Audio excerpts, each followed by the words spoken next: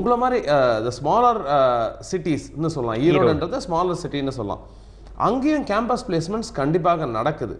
அப்படி இருக்க பட்சத்தில் வந்து அந்த ஸ்டூடெண்ட்ஸே போய் காலேஜில் வந்து இவங்க ரெப்ரசென்ட் பண்ணாங்கன்னா, ஏன்னா இன்றைக்கி வந்து நாங்கள் எத்தனை காலேஜ் போய் ரெக்ரூட் பண்ணுறோன்றது எங்களுக்கு தெரியும். பட் எங்களுக்கு வந்து ஆக்சஸ் ஈஸின்றதுனால மெட்ராஸ் இருக்க பக்கத்தில் இருக்க நிறைய காலேஜஸில் வந்து ரெக்ரூட்மெண்ட்ஸ் பண்ணிட்டு இருக்கோம் இப்போதைக்கு. பட் அவங்க காலேஜ் மேனேஜ்மெண்ட் போய் ரெப்ரசென்ட் பண்ணி கார்ப்பரேட்ஸை போய் அணுகினாங்கன்னா கண்டிப்பாக அவங்கள வந்து கேம்பஸ் பிளேஸ்மெண்ட்டே வர வாய்ப்பு இருக்குது. அப்படி ஒரு பட்சத்தில் கேம்பஸ் பிளேஸ்மெண்ட்ஸ் ஆகலை, ஏதோ ஒரு காரணத்துக்கு ஆகலைன்ற மாதிரி ஆயிடுச்சுன்னா இவங்க கண்டினியூஸாக அட்வர்டைஸ்மெண்ட் காலம்ஸை வாட்ச் பண்ணாலே போகிறோம். நாங்கள் பிஏ சிவில் பொறுத்த வரைக்கும் ஒரு கம்பெனியும் 50 பேராக எடுக்கிறாங்க, கண்டினியூஸாக எடுத்துகிட்டே இருக்காங்க. இது வந்து லாஸ்ட் ஒரு 2 to 3 years பார்த்தீங்கன்னா பிஏ சிவில் இன்ஜினியர்ஸோட ஸ்டார்டிங் சேலரிஸ் பார்த்தீங்கன்னா ஒரு காலத்தில் 6,000 to 7,000 ட்ரை பண்ணுற டைம் இருந்தது போக இப்போ ஃப்ரெஷ் கிராஜுவேட்ஸுக்கு குறைஞ்சபட்சம் 18,000 to 20,000 சம்பளம் அளவில் ஆரம்பிக்கிறாங்க. ஸோ அதனால் வேலை வாய்ப்பு ரொம்ப அதிகமாக தான் சார் இருக்கும் போது எந்த விதத்துலையும் நீங்கள் யோசிக்க வேண்டிய அவசியமே கிடையாது. பிஏ சிவில் பண்ணாங்களே, ஏன்னா என்னென்னா எல்லாருக்குமே இப்போ என்னென்னா எலக்ட்ரானிக்ஸ் எடுத்தால் இது ஜாஸ்தி, கம்ப்யூட்டரில் எடுத்தால் ஸ்கோப் ஜாஸ்தி அப்படின்ற ஒரு பிலீஃப் இருந்தது. பட் இன்றைக்கி அது போயிடுச்சு. சிவில் லைனை பொறுத்த வரைக்கும் ரொம்ப இன் டிமாண்ட் ஆகிடுச்சு. அண்ட் மோரோவர் நீங்கள் ஒரு லேடி கேண்டிடேட் கேர்ள் கேண்டிடேட் அப்படின்ற ஒரு பாயிண்ட்டே நீங்கள் கேட்டீங்க. அந்த பாயிண்ட்டை பொறுத்த வரைக்கும் நான் என்ன சொல்ல வரேன்னா, இந்த இண்டஸ்ட்ரியில் அதை நாங்கள் பாகுபாடு பண்ணி பார்க்கறதில்ல. ஏன்னா வந்து லேடி கேண்டிடேட் அப்படின்றதுனால ஆஃபீஸ் ஒர்க்கே பண்ணணுன்ற ஒரு நெசசிட்டி இல்லை. சைட்லேயும் போய் எக்ஸ்போஷர் ஹேண்ட்ஸ் ஆன் எக்ஸ்பீரியன்ஸ் இருந்தால் தான் அவங்க ஒரு முழுதாக ஒரு சிவில் இன்ஜினியர் ஆக முடியுன்றது ஒரு எண்ணம். பட் அதை மீறி இல்லை நான் ஒரு டெஸ்க் ஜாப் பண்ணுறது தான் கம்ஃபர்டபுள் அப்படின்னு எடுத்துட்டோம்னா கூட சிவில் இன்ஜினியரிங்கில் scopes are very huge sir. இப்போ பார்த்தீங்கன்னா எக்ஸிக்யூஷன்றது மாத்திரம்தான் சைட்டில் போய் பண்ண வேண்டிய விஷயம். மற்றபடி பிளானிங்கிறது வந்து இந்த கட்டுமான இந்த ப்ராஜெக்ட் 25 மாதம் போகணும், அது எப்படி பிளான் பண்ணி கரெக்டாக 25 மாதத்தில் முடிக்க முடியுன்றதே ஒரு பெரிய டிபார்ட்மெண்ட்டாக ஆர்கனைஸ்டு பிளேயர்ஸ் வச்சுருக்காங்க. குவாலிட்டி அதாவது வந்து கட்டுமானம் போயிட்டே இருக்கும், பட் இந்த குவாலிட்டி மெஷர்மெண்ட்ஸ் இருக்கான்றதும் ஒரு விதமான டெஸ்க் ஜாப் தான், மெஷர்மெண்ட்ஸ் பண்ணி கண்டுபிடிக்கிறது. அது இல்லாமல் கான்ட்ராக்ட்ஸ் மேனேஜ்மெண்ட். இன்றைக்கி வந்து சிவில் லைனில் மாத்திரம்தான் எவ்வளோ விதமான contractors, plumbing contractors, electrical contractors, structural contractors, bar benders, இது மாதிரி மல்டிபிள் கான்ட்ராக்டர்ஸ் இருப்பாங்க. இவங்களெல்லாம் நம்ம மேனேஜ் பண்ணி அவங்க கொடுத்த குவாலிட்டி, அவங்க கொடுத்த பேமெண்ட்ஸ் எல்லாமே கரெக்டாக இருக்கா. மூணாவது பில்லிங் இன்ஜினியர்ஸ், அதாவது குவாலிட்டி மெஷர்மெண்ட் சைட்டில் அவங்க வேலையை முடித்த பிறகு அந்த குவான்டிட்டிஸை மெஷர் பண்ணி அதுக்கான அளவு கரெக்டாக இருந்ததுன்னா அதுக்கான பேமெண்ட் பண்ணுறதுக்கு ஹெல்ப் பண்ணுற பில்லிங் இன்ஜினியர். ஸோ சப்போர்ட்டிங் ஸ்டாஃபும் பெரிய இதுவாக அளவில் வந்துட்டு இருக்கு சார். இதெல்லாமும் மீறி இந்த பிபிஓன்னு சொல்கிறோம் இல்லையா, பிபிஓ இண்டஸ்ட்ரியிலுமே பார்த்தீங்கன்னா சிவில் லைனை பொறுத்த வரைக்கும் என்ன ஒரு நாலேஜ் ப்ராசஸ் அவுட் சோர்சிங்னு பேர், அதுக்கு பேர் கேபிஓ அப்படின்னு சொல்லுவாங்க. அதாவது பெரிய ஸ்ட்ரக்சரல் டிசைன்ஸை யூஎஸ்லேருந்து அவங்க அனுப்புவாங்க. அதோட பேசிக் ஃபிட்மெண்ட்ஸ் பண்ணி அதை திருப்பி அந்த ஸ்ட்ரக்சரல் டிசைனை திருப்பி அனுப்புறதுக்கான ஒர்க்கு பண்ணுறது இங்கே டேபிள் ஒர்க்கும் இருக்குது. அந்த மாதிரியும் வளர்ச்சிகள் ரொம்பவே ஜாஸ்தியாக இருக்குது. ஸோ இது மாதிரி வேரியஸ் ஆஸ்பெக்ட்ஸை பார்க்கலாம். பட் என்ன பொறுத்த வரைக்கும் நான் ஒரு உங்கள் டாக்டரை வந்து நான் ஒரு அட்வைஸ் பண்ணுவேன்னா டைரெக்டாகவே இண்டஸ்ட்ரிக்கே வாங்க, சைட்டுக்கே போங்க. There is nothing wrong. என்ன பொறுத்தவரைக்கும் கேர்ள் அண்ட் மென் அண்ட் உமன்றதுக்கான டிஃப்ரென்ஸ் எல்லாம் ரொம்ப மறைஞ்சு போச்சு இன்றைக்கி பட்சத்தில். ஸோ அவங்களே கண்டிப்பாக அதிலேயே பர்சியூ பண்ணி ஒரு பேசிக் ஹேங்கு அப்போ தான் கிடைக்கும். ஃபீல்டில் இருக்கும்போது தான் இந்த இண்டஸ்ட்ரியை பற்றியான க்ரிப்பு கிடைக்கும். அதுக்கப்புறம் அவங்க பர்சியூ பண்ணி அதுக்கப்புறம் ஒரு டெஸ்க் ஜாபோ இல்லை இந்த ஜாப் போகும்போது they will be better equipped. Okay, அப்படின்றது அதாவது இந்த ஒரு மாணவிக்கு ஒரு சிறப்பான அத்தனை ஆஸ்பெக்ட்ஸையும் சொல்லி ஒரு வழிகாட்டுதலாக சொன்னீங்க. இன்னொரு நேர் காத்துட்ருக்கேன். வணக்கம், வர்த்தக உலகம். ஹலோ வணக்கம், சொல்லுங்க. ஹலோ வணக்கம், வர்த்தக உலகம். Hello sir. சொல்லுங்க மேடம், கேட்குது. எங்க பையன் வந்து அண்ணா யூனிவர்சிட்டியில் படிச்சிருக்காங்க சார். சொல்லுங்கய்யா. இங்க இப்போ வந்து 4வது வருஷங்க. சரி. இப்போ செலக்ட் ஆயிட்டானுங்க ஜோன்சன் சொல்லிட்டு அமெரிக்கன் கம்பெனிக்கு. சரி. ரியல் எஸ்டேட் தாங்க. சரி. அதுக்கு இப்போ எம்இ பண்ணுறேன்னாங்க, நாங்கள் வேலை கிடச்சுன்னா சரி அங்கே போப்பா அப்படின்னு சொல்லியிருக்கோம். சரி. இப்போ எப்படிங்க சார்? சரி, பண்ணலாங்களா, போக சொல்லுவாங்களா? அதான் 4வது வருஷம் சிவில் அண்ணா யூனிவர்சிட்டியில் படிக்கிறாரு. ஆமாம், வளாக நேர்காணலில் பிளேஸ்மெண்ட்லேயே அவருக்கு ஜோன்ஸ் அப்படின்ற அமெரிக்கன் கம்பெனியில் வேலை கிடைச்சிருக்கு. ஆனால் எம்இ படிக்கணும்னு நீங்கள் சொல்கிறீங்க, வேலைக்கு போகலாமா? அது ரெண்டுல எது பெட்டர்னு கேட்குறீங்க. ஆமாங்க சார். சிறப்பான கேள்வி. இப்போ அவர் பிஇ சிவில் தானே படிச்சிருக்காரு? ஆமாங்க சார். ஓகே. இப்போ என்னன்னா ஜோன்ஸ் லாங்லசெல் அப்படின்ற கம்பெனியா? அது காலர் கட் ஆயிடுச்சு. ஜோன்ஸ்ன்றது சொன்னார், அந்த வார்த்தையை சொன்னார். நல்ல முன்னணி அமெரிக்க நிறுவனம். கண்டிப்பாக இன்னைக்கு வந்து பிஏ முடிச்சு ஒரு நல்ல ஜாப் ஆப்பர்ச்சுனிட்டி கிடைச்சதுன்னா அதை கண்டிப்பாக எடுத்துக்கணும் சார். எதுக்காக எடுத்துக்கணும்னு நான் சொல்கிறேன்னா, படிப்புலேயே ரொம்ப நேரம் நம்ம கவனம் செலுத்தியிருந்தால் ஒரு 6-7 வருஷம் ஓடிடுது. அதுக்கப்புறம் தான் ரியாலிட்டியாக இண்டஸ்ட்ரிக்குள்ளே வந்து அதில் என்ன நடக்குதுன்றதை பார்க்குறோம்.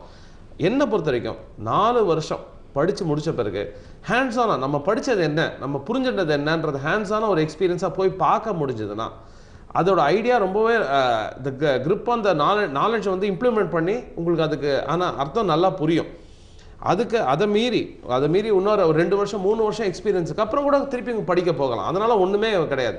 அண்ட் அந்த ஒரு 2-3 வருஷத்துல ஒரு கார்ப்பரேட் எக்ஸ்பீரியன்ஸாக இருக்கும். ஸோ இன்னைக்கு ஒரு எம்டெக் அப்படி பண்ண போனாலும் சரி, இல்லை அதுக்கப்புறம் ஒரு MBA பண்ண போனாலும் சரி, ஆல்ரவுண்ட் growthன்றது கண்டிப்பாக இருக்கும் சார்.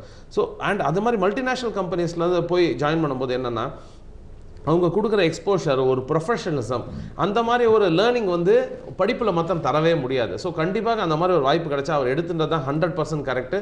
எம்டெக் பண்ணட்டும், அவர் பண்ணணும்னு நினச்சா பண்ண வானான்றது அர்த்தமே கிடையாது. நிறைய பேர் இப்போ என்ன ஆயிடுச்சுன்னா அந்த ஒரு 2 to 3 years ரெலவெண்ட் கார்பரேட் எக்ஸ்பீரியன்ஸோட போய் அதை படிக்க போகும்போது எம்டெக் படிக்க போகிறாங்களோ இல்லை வேறு ஏதாவது ஹையர் ஸ்டடீஸ் அப்ராடில் போய் பண்ண போகிறாங்களோ அதில் அந்த absorbing knowledge will be very high if you can do this. So கண்டிப்பா அது நல்ல வேலையில சேர்றது பெட்டர். கண்டிப்பா சார். என்ன பொறுத்த வரைக்கும் வந்து இப்போ நீங்க பாத்தீங்கன்னா வந்து US எல்லாம் இது ரொம்ப ஸ்டாண்டர்ட் பிராக்டிஸாவே வச்சிருப்பாங்க. என்னன்னா படிச்சு முடிச்ச பிறகு only with so many years of experience ஒரு நல்ல பெரிய MBA B ஸ்கூல் அப்படின்றதுல போய் சேர முடியும். இப்போ வாட்டன் ஹார்வர்ட் அப்படின்னு எடுத்துனீங்கன்னா இந்த மாதிரி பெரிய பெஸ்ட் ஸ்கூல்ஸ் இந்த வேர்ல்ட்லேயே பார்த்தீங்கன்னா 8 years 9 years 10 years relevant corporate experience இல்லாமல் கிடையவே கிடையாது. அதே நம்மளோட டாப் B ஸ்கூல்ஸை பார்த்தீங்க வச்சுக்கோங்க, எக்ஸ்பீரியன்ஸ் இல்லைனாலும் அப்படியே B முடிச்ச உடனே MBA, அதுக்கப்புறம் புதுசாக போய் கார்பரேட் வேர்ல்டில் போகிறாங்க.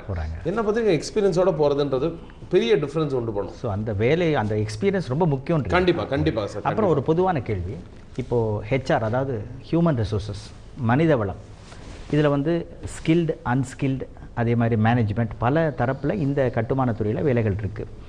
வேரியஸ் நிலைகள், பல நிலைகள் என்ன இந்த ஹியூமன் ரிசோர்ஸஸில், மனித வளத்தில் அந்தந்த நிலைகளில் ஸ்கில்டு அன்ஸ்கில்டுக்கு என்னென்ன அடிப்படை தகுதிகள் தேவை, அதெல்லாம் இது பண்ணால் அவங்களுக்கு என்ன மாத வருமானங்கள் வரும், எப்படிப்பட்ட வேலை வாய்ப்புகள் இருக்குது, நிலை வாரியாக சொல்லுங்களேன். கண்டிப்பாக சார், கண்டிப்பாக. இப்போ முக்கியமாக ஒரே ஒரு ஃபிகர் தான் திருப்பி நான் இங்கே நினைவு பண்ணோன்னு ஞாபகம். 4 கோடி பேர் இந்தியாவில் பொறுத்த வரைக்கும் கன்ஸ்ட்ரக்ஷன் இண்டஸ்ட்ரியிலேயே வந்து எம்ப்ளாய் ஆகிருக்காங்க. இதை பொறுத்த வரைக்கும் சார் ஆக்சுவலி இந்த இண்டஸ்ட்ரியை பொறுத்த வரைக்கும் ஒரு சொசைட்டிக்கு ரொம்ப நல்லதாக பண்ணுற விஷயம் என்னென்னா அந்த அன்ஸ்கில்டு, அதாவது எந்த ஒரு விதமான ஒரு ஸ்கில் செட்ஸும் இல்லாமலே கிட்டத்தட்ட வந்து 85% இந்த 4 கோடி பேர் 85% பேர் 80% பேர் இதில் வேலை செய்கிறாங்க. ஸோ அதுவே பேசிக்கலி நிறைய லேபர் அப்சார்ப் பண்ணுது, ஆக்சுவலி எம்ப்ளாய்மெண்ட்டை ஜென்ரேட் பண்ணுது கண்டிப்பாக. ஸோ அவங்களாம் இன்றைக்கி நிலமையில் அவங்களுமே இந்த இண்டஸ்ட்ரியை பொறுத்த வரைக்கும் த வேஜஸ் விச் தே ஏர்ன், ஒரு மந்த் ஆன் மந்த் ஏர்னிங்ஸை பார்த்தீங்கன்னா ஒரு 8,000 to 10,000 அளவுக்கு சம்பாதிக்கிற அளவுக்கு வருமானம் இந்த இண்டஸ்ட்ரியில் இருக்குது. அன்ஸ்கில்டு லேபர்ஸ், அதாவது கட்டுமான கூலி தொழிலாளர்கள் மாதம் 8,000 ரூபா வரைக்கும் அவங்களுக்கு வருமானம் கண்டிப்பாக இருக்குது. அதாவது 350 ரூபா பர் டேலேருந்து ஆரம்பிச்சு 400 ரூபா பர் டே வரைக்கும் இன்றைக்கி லேபர் ரேட்ஸ் ஆர் ஹவரிங். அடுத்ததாக வந்து ஸ்கில்டு லேபர், அதாவது ஸ்கில்டு லேபர் நம்ம பேசும்போது என்னென்னா Mason, bar bender, electrician, plumber, carpenter அப்படின்ற வேரியஸ் பேசிக் ஸ்கில் செட்ஸ். இந்த ஸ்கில் செட்ஸ் அக்வயர் பண்ணுறதுக்கு வந்து பெரிய எக்ஸ்பீரியன்ஸும் தேவையில்லை. பேசிக் ஏதாவது ட்ரைனிங் ப்ரோக்ராம் 6 மாதம் 8 மாதம் ட்ரைனிங் ப்ரோக்ராம் இல்லை ஹேண்ட்ஸானாக, அதாவது ஒரு அன்ஸ்கில்டாக இருந்தவன் பார்பெண்டர் கூட வேலை செஞ்சாலும் கற்றுனாலே கூட he must move to that category. Bar bender அதாவது அந்த ராட்ஸ் எல்லாம் பெண்ட். எக்ஸாக்ட்லி அதுக்கு ஸ்பெஷலைஸ் ஸ்கில் செட் சார் அது. ஸோ இவங்க எல்லாரும் வந்து இன்னைக்கு வந்து per day labour rates are around 550 to 600. So 12,000 15,000 சம்பாதிக்கிற அளவுக்கான வருமானத்தில் இவங்கெல்லாம் இருக்காங்க. அடுத்து இது முடிச்சது போக அடுத்தது பார்த்தீங்கன்னா டெக்னிக்கல் லைன் எடுத்துப்போம். இப்போ ஃபர்ஸ்ட் டெக்னிக்கல் லைனை முடிச்சிடறேன். இப்போ வந்து டிப்ளமா இன் சிவில் இன்ஜினியரிங் பண்ணுறாங்க இல்லையா, இன்ஜினியரிங் கிராஜுவேஷன் பண்ணாமல் diploma in civil engineering polytechnic இன்ஸ்டியூட்ஸில் பண்ணுறவங்களுக்கு வந்து ஃபோர்மேன் அப்படின்ற ஜாபில் ஹேண்ட்ஸ் ஆனாக கன்ஸ்ட்ரக்ஷனில் ஒரு இந்த ஒரு ஆஸ்பெக்டை பார்த்துக்கோங்க அப்படின்ற மாதிரி எம்ப்ளாய்மெண்ட் கிடைக்குது. அவங்களுக்கும் இந்த 12,000 to 13,000 அந்த மாதிரி சம்பளத்தில் இன்னைக்கு தே ஸ்டார்ட் ஆஃப் வித். அடுத்தது தான் கிராஜுவேட் இன்ஜினியரிங் ட்ரைனிங்ஸ் நான் சொன்னேன் இல்லையா, BE சிவில் அப்படின்ற ப்ரொஃபைல் ஆஃப் கேண்டிடேட்ஸ். இன்னைக்கு வந்து இவங்கெல்லாம் வந்து கேம்பஸில் போய் 15,000 ரூபாய் 18,000 ரூபாய் 20,000 ரூபாய்க்கு ஸ்டார்ட் பண்ணும்போதே சேலரிஸ்ல ஆரம்பிக்கிறாங்க with immediate opportunities to grow அப்படின்றது நெக்ஸ்ட் லெவல் கன்ஸ்ட்ரக்ஷன். இது இந்த லெவல்லே பார்த்தீங்கன்னா அதுக்கடுத்து சூப்பர்வைசர்ஸ், அதுக்கடுத்தது வந்து ப்ராஜெக்ட் மேனேஜர்ஸ் அப்படின்னு சொல்லுவோம். சூப்பர்வைசர்ஸ்ன்றது கிராஜுவேட் இன்ஜினியரிங் ட்ரெயினாக இருந்தாங்க 5 years கழிச்சு 3 years கழிச்சு எக்ஸ்பீரியன்ஸ் வருது. இவங்கெல்லாம் வந்து இன்னைக்கு 30,000 35,000 சேலரி பிராக்கெட்ஸாக இருக்காங்க. ப்ராஜெக்ட் மேனேஜர்ஸ் அப்படின்னு எடுத்துட்டீங்கன்னா இன்னைக்கு வந்து பெரிய ப்ராஜெக்ட்ஸ் அது என்னன்னா ஒரு 50 வீடு கட்டுற இடம்ன்றது ஒரு ப்ராஜெக்ட், 5000 வீடு கட்டுறதும் ஒரு ப்ராஜெக்ட் தான். இந்த 2 இண்டஸ்ட்ரியில் பார்த்தீங்கன்னா சேம் ஒரு ப்ராஜெக்ட் மேனேஜர் தான் ஹெட்டாக இருப்பார். But the salaries could hover anywhere between 60,000-70,000 rupees a month to as much as 3 lakhs 4 lakhs அந்த மாதிரியான. பட் அவங்களாம் வந்து 10 வருஷம் எக்ஸ்பீரியன்ஸ், மேபி 2 வருஷம் 3 வருஷம் அப்ராட்